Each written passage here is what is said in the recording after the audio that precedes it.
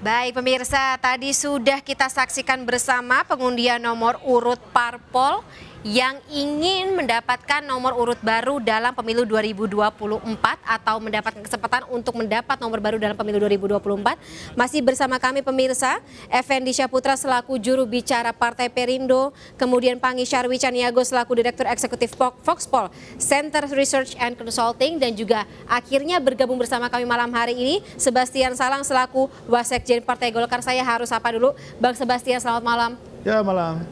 Tampaknya cukup senang ya dengan hasil malam hari ini. Tapi kita tahan dulu jawabannya Bang Sebastian. Saya harus ke Bang Effendi karena saya ingin bertanya reaksi Abang, bagaimana tanggapan Abang terkait dengan nomor baru Partai Perindo dalam pemilu 2024, nomor 16 ini Bang Effendi. Ya, nomor 16 bukan nomor buruk ya. Kita nomor berapa saja sih sebenarnya, seperti yang saya katakan di awal tadi adalah nomor adalah pelengkap bagi kita untuk berjuang di 2024. Kita mengapresiasi ya takdir ya, kita mungkin akan berjuang dengan nomor 16. Tapi seperti kata Pak TGB tadi, insya Allah nomor 16 adalah nomor berkah, dan kebetulan tuh tanggal lahir saya juga. Jadi saya pikir ini cukup bagus, minimal ya buat saya cukup bagus gitu, sesuai dengan nomor tanggal lahir saya soalnya. Tapi jodoh dong. Seperti yang dikatakan Pak TGB tadi, ya ini juga nomor yang berkah, nomor yang bagus menurut penerawan beliau. Jadi saya pikir mudah-mudahan kita bisa berjuang dengan apa visi dan misi kita dan bagaimana kita ingin masuk dalam parlemen. Mudah-mudahan nomor 16 ini lebih berjodoh buat Partai Perindo di 2024 ini, Mbak Fania. Berarti habis ini pekerjaan rumahnya adalah mencari tagline yang cocok ya untuk nomor 16 ya? Ya, sudah dipikirkan, pasti tim kreatif kita sudah mengantisipasi segala nomor, terutama nomor 16 juga tidak terlalu sulit untuk dimodif sedemikian rupa untuk membentuk kata-kata atau apa, mungkin nanti kita tunggu saja kejutan dari kita, Mbak Fania. Baik, Bang Sebastian sebagai partai parlemen dan juga mendapat privilege untuk kembali mendapatkan nomor urut 4 ya, Partai Golkar di tahun 2019 kembali di 2024 nomor 4. Kemudian apakah tadi kalau kita bisa menyebut ini tantangan dari partai-partai non-parlemen yang kembali atau katakanlah mendapat nomor baru akan menghadirkan surprise dalam pesta politik 2024. Kira-kira gimana dari Golkar menanggapinya? Ya bagus, semakin banyak. Oh ya, sekarang lebih banyak ya partainya yang ikut ya, 17 pendatang baru yang ikut bersaing, maka demokrasi kita akan makin berwarna. Lalu kemudian persaingannya juga makin kompetitif saya kira. 17 ya, bagi lebih banyak Golkar, satu partai. Ya 17 partai yang ikut pemilu ya. Buat Golkar ya tentu saja dengan nomornya masih tetap itu memudahkan ya, karena bagaimanapun proses sosialisasi 5 tahun yang lalu itu sudah sudah dilakukan, dan ini memudahkan bagi partai-partai lama untuk terus mengingatkan memori publik bahwa partai Golkar atau partai-partai yang lain yang ada di parlemen itu masih seperti nomor urut sebelumnya. Jadi sebenarnya tentu ini saja merupakan keuntungan tersendiri kalau begitu ya Bang Sebastian ya, bagi partai-partai lama ada privilege nomornya nomor lama seperti itu, jadi tidak perlu kerja ekstra 2 kali untuk kembali mengingatkan memori dari masyarakat. Ini apakah yaitu tadi unfairness dalam sebuah pesta demokrasi dari kacamata Mas Pangi mungkin? Iya, kalau saya sih kembali Mbak Fania bahwa kalau bicara tentang equality representation itu tidak terpenuhi sebetulnya. Karena baru kali ini nomor urut yang lama bertahan dengan yang lama, yang baru non-parpol baru diundi kembali gitu.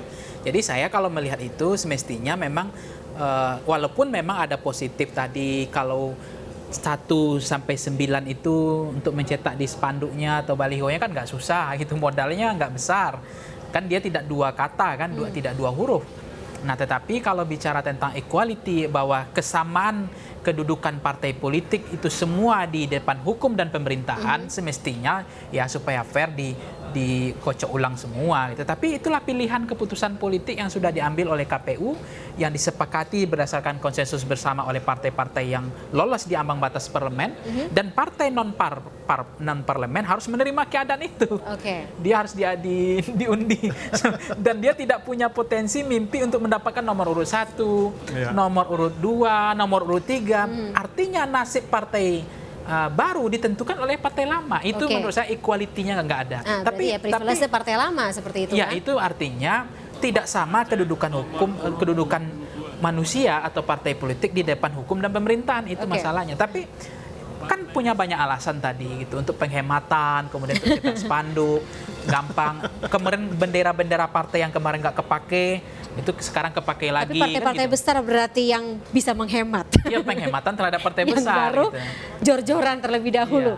Gitu Bang Effendi, apakah perspektif tersebut juga ada di kepala Partai Perindo terkait dengan tadi partai lama yang boleh mendapatkan nomor urut lamanya di 2019, tapi partai-partai non-parlemen, partai baru, kemudian yang ingin memilih nomor baru justru yang mendapat kesempatan seperti ini? Ya, itu sebenarnya sebuah aturan yang agak saya setuju dengan Mas Pangi, tapi sudahlah, kita tidak ingin mempersoalkan itu. Kemudian juga kalau masalah efisiensi itu juga tidak berlaku buat Perindo, karena Perindo juga ganti logo, Bang. Jadi bendera udah jor-joran dari awal ya? Jadi bendera 2019 tetap nggak bisa kita pakai, Pak. Tetap kita harus buat bendera baru dengan logo yang baru.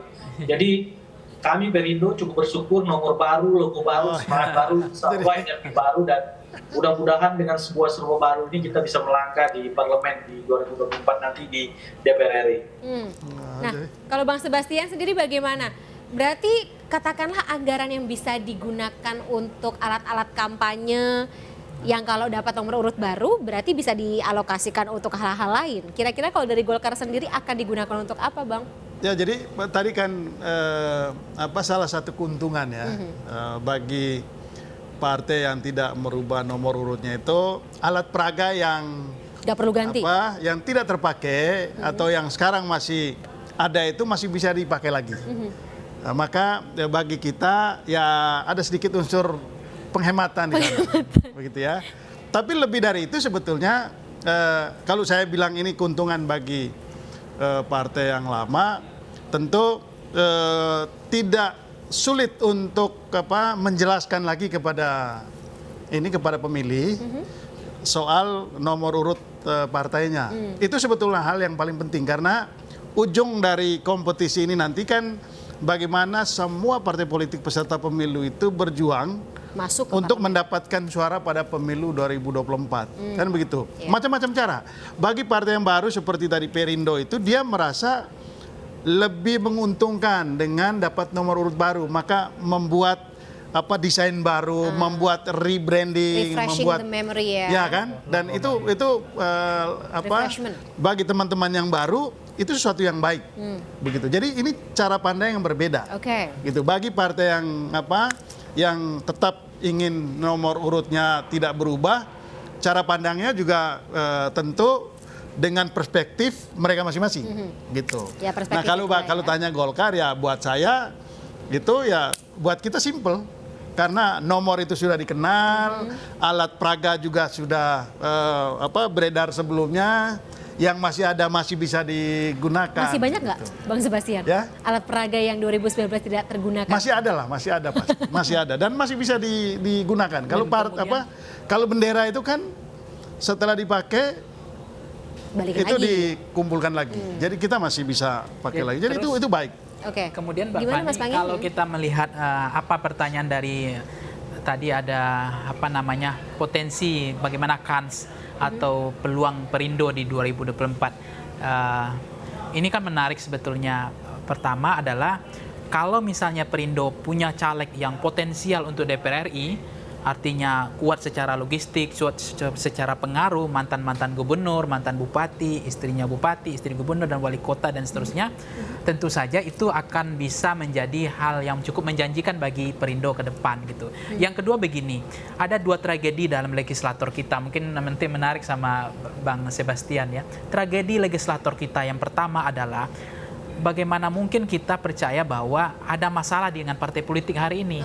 Ada kemudian iklan dipasang di koran atau di mana itu merekrut, membuka rekrutmen untuk yang ingin bergabung ke partai politik. Itu kan menurut saya tragedi legislator. Karena apa? Karena orang untuk membangun, untuk berdiri atau bergabung di partai politik, dia harus membangun trust 10 tahun. Dia harus berkontribusi, bekerja. Ada perjanjian, ada jenjang kaderisasi yang harus dijalankan.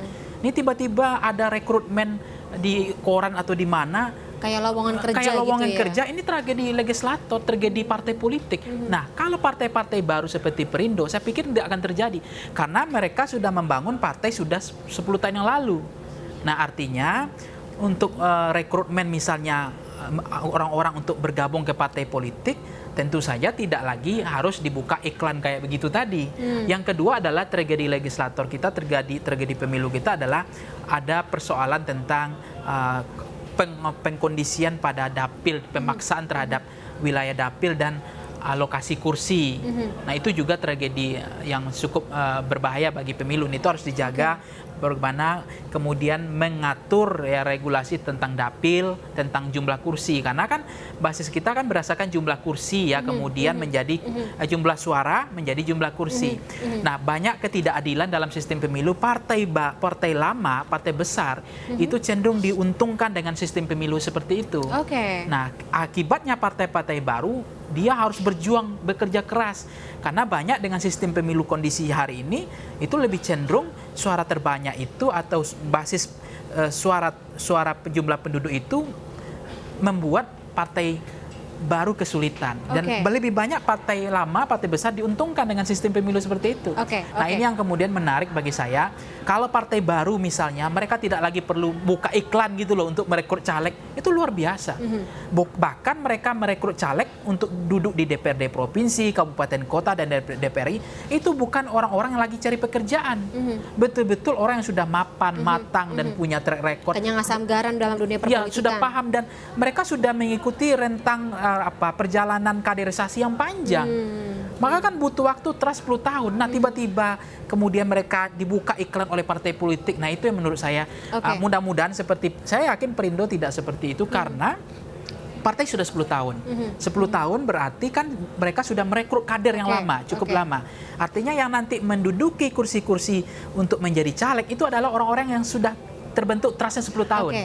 Sepanjang Perindo ada. Nah, itu menurut saya jadi kelebihan. Tapi kan katakanlah kayak transfer, bukan bursa transfer pemain ya, ada nama-nama baru yang sebenarnya sebelumnya sudah punya tadi magnet elektoral, kemudian menjadi wajah baru dari parpol-parpol seperti itu. Apakah ini juga tidak menjadi pertimbangan tersendiri, Mas Pangi? Ya, tetap pertimbangan karena kan tadi bagaimanapun di Indonesia, karena tadi saya sebut bahwa basis kita itu sangat kepada kandidasi dan sosok figur.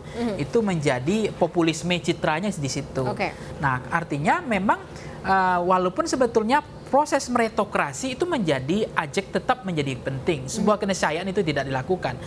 Tapi kemudian jangan juga orang-orang yang tidak berkontribusi di partai, tidak pernah berjuang di partai, tiba-tiba dapat posisi privilege, itu juga agak berbahaya. Nah, artinya tetap harus diseimbangkan. Kalau kemudian ada yang direkrut dari jalur afirmasi, tetap boleh. Karena mereka kan punya pengaruh, punya grassroots. Ada rekam jejak yang bagus juga. Apalagi mantan gubernur, mantan bupati, wali kota, dan seterusnya. Tapi jalur khusus tadi, itu juga jangan kemudian membypass jalur-jalur kaderisasi. Yang sudah dibangun, mereka sudah berdarah-darah mendirikan partai, sudah jelas kontribusinya di partai, sudah mengurus partai, bahkan separuh hidupnya itu pengabdiannya itu ke partai. Nah, mereka juga menjadi prioritas minimal, misalnya nomor urutnya lebih cantik gitu ya, diprioritaskan. Tapi tetap karena pemilu kita adalah pemilu yang liberal, misalnya yang one man one vote one person, bahwa logistik sangat penting, kemudian soal punya modal elektabilitas, kemudian punya nomor urut yang bagus, itu juga menjadi pertimbangan. Tetapi menurut saya tantangan partai baru tetap ada, dan partai lama juga punya tantangan, Mbak Fani. Baik. Bang Effendi, apakah seperti itu memang kesulitan-kesulitan, kemudian juga tantangan-tantangan terutama bagi partai baru? Kalau tadi Bang Sebastian mengatakan nomor baru ini mungkin justru menjadi motivasi tersendiri agar memang partai-partai non parlemen ini bisa menjadi partai parlemen untuk tadi mendapatkan privilege. Bang Effendi, mungkin singkat saja. Ya, tadi saya sudah katakan bahwa nomor baru membawa semangat baru, apalagi Partai Perindo juga pakai logo baru ya. Logo 2019 itu udah kita ganti, sehingga bendera-bendera stok di gudang 2019 juga tidak mungkin kita pakai lagi. Jadi kalaupun tadi nomornya tetap 9, ya tetap berubah juga logonya baru. Nah, tadi saya berpikir katakan tadi bahwa logo baru, nomor baru, semangat baru, tokoh baru. Jadi seperti Bung Pangi bilang tadi, kita mencampur antara kaderisasi dan merekrut tokoh-tokoh yang memang populer yang selama ini dari partai lain, ataupun tokoh-tokoh yang non partisan yang mempunyai magnet elektabilitas cukup baik di masyarakat.